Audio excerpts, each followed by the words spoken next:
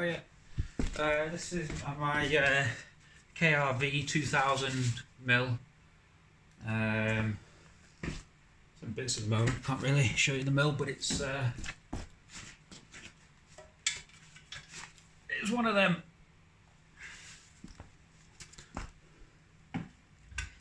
A reason for the post is that I've been, well, I had to dismantle it to get it home, and as I've been putting it together, I've been,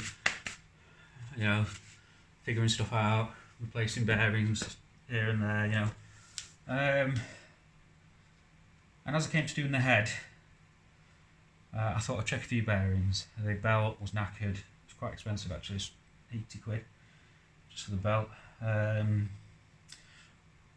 But I've had a lot of trouble getting to the brake shoes. The brake lever, it didn't spring back. It seemed to kind of catch as well, and gravity, made it sort of fall okay, but it didn't feel right. And from what I read online, it's very common for the brake shoes to fall apart, or the spring. And in this instance, yes, this spring is supposed to hook them both together. It's snapped off on one end. It's no longer got a hook on it. Well, I'll cut to the chase. On the normal Bridgeport, from what I've seen in the guides online, vari at H&W, all you do, you've got this is a front lower vari disc assembly, which has got the brake shoe inside it. Brake shoes are here. The shaft comes through. One of the belts runs here, not the main belt. This is underneath. So it looks something like this. And then your brake shoes are inside. Is this still in shot? I hope so. Yeah, brake shoes are inside, but just to show you that. And then there's your lower vari disc. Obviously it's on all the way down, but it's a press fit.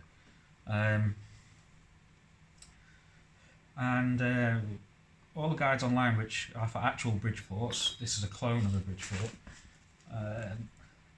they say this all stays together. I'm just going to move it out of the way though so I don't drop it.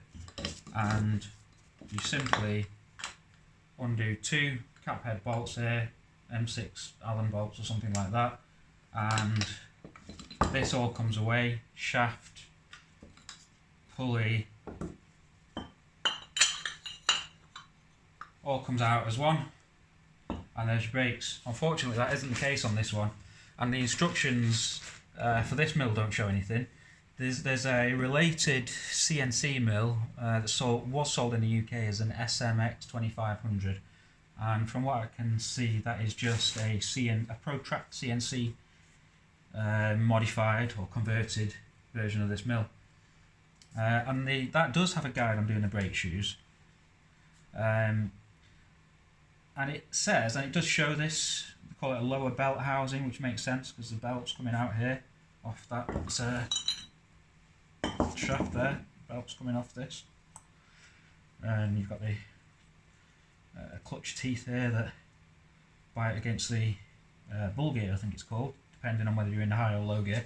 I'm waffling, what was I saying? That does show all this SMX 2500, it shows all this.